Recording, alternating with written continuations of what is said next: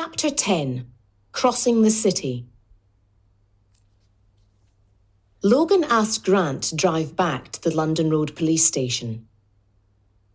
She opened the car window and took some deep breaths, even though it was a cool autumn day. "There are some things that need checking," she said to Grant. "Find out where Balfour was sitting in the usher hall. I want to know if he could have seen Claire Rutherford while he was there.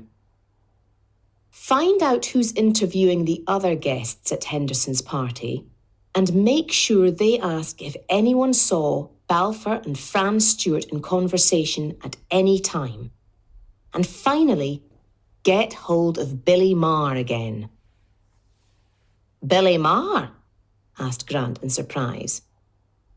"Yes. I get the feeling he must have seen Claire Rutherford's body on Calton Hill," said Logan. "What I can't work out at the moment is why he thinks he killed her."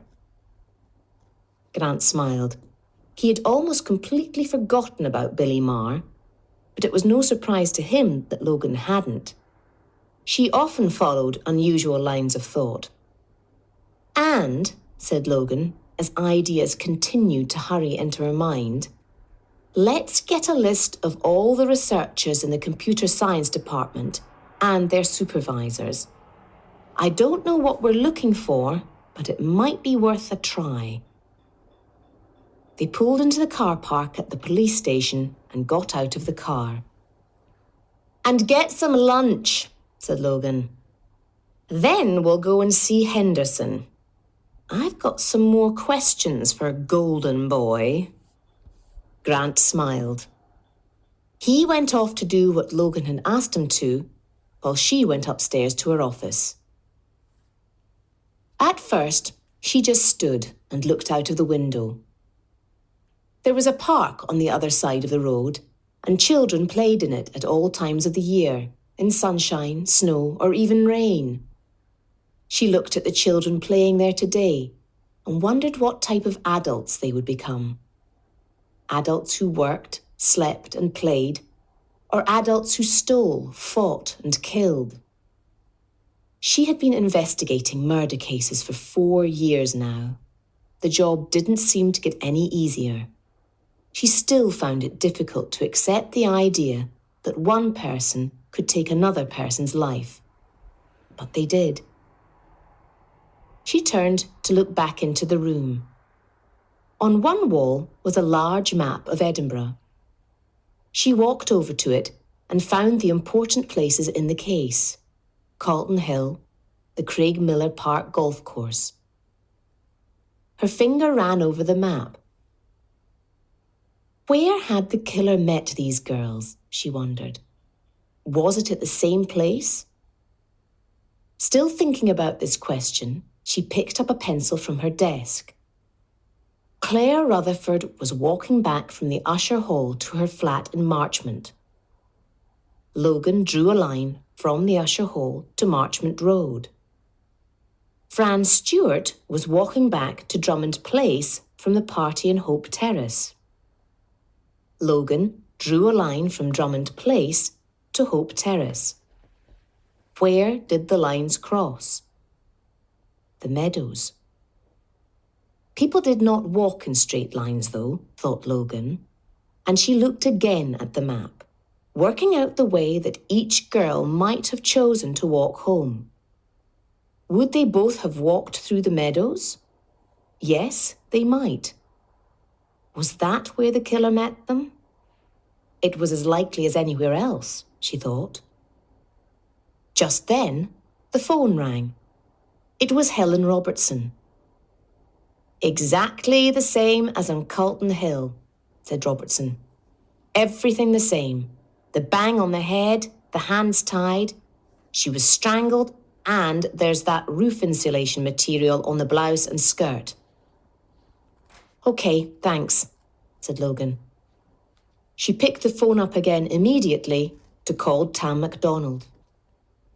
"Tam," she said, "I'm afraid I need your help again." "Okay, Jenny," he replied. "And if there's a story for me at the end?" that would be good too. Logan smiled to herself. Tam, ever the journalist. She told him a bit about the recent developments in the case and explained some of her thoughts to him. What I'd like you to do, she continued, is to chat to some people up at the university and find out what's going on in the computer science department. Both the dead girls were doing research up there. I'd be happy to, Jenny, said Tam.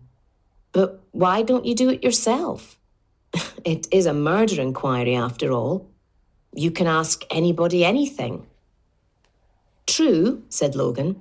But first of all, I don't understand much about computers and you do. And secondly, people are not so free with information when they're talking to the police. But if a journalist was writing about how the university is at the cutting edge of developments in computer science, they might tell me all sorts of things they wouldn't tell you, finished Tam. At 3 o'clock, Logan checked that Henderson would be at home. On their way over to Hope Terrace, Logan explained to Grant her thoughts about the meadows. It's quite well lit, the meadows, said Grant. I mean, there aren't many dark corners where you can hit someone over the head, tie them up, and take them away. No, said Logan.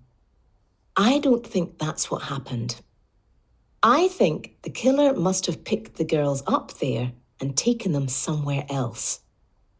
Either the killer is very good at persuading people to go with him, or else the killer knew both the girls, and the girls weren't afraid of him. Or her, finished Grant. Right, said Logan. Now, Fran Stewart went missing on a Saturday night. I think it's very unlikely that there would be any sort of regular pattern of movement through the meadows on a Saturday night. You know, people who go through at the same time every Saturday. There's just people going out to pubs and clubs and restaurants, which they may or may not have done the week before. But Rutherford went missing on a Tuesday night, said Grant. Exactly, said Logan. And it's Tuesday again tomorrow. Tuesdays are far less busy than Saturdays, and there may be regular traffic. People going to and from work, regular Tuesday activities, that sort of thing. So tomorrow evening from, let's say, 9:30 to 12:30, I want to stop everyone in the meadows and ask them if they saw anything unusual the week before. OK, said Grant as they pulled in outside Henderson's house. I'll get that organised for tomorrow evening.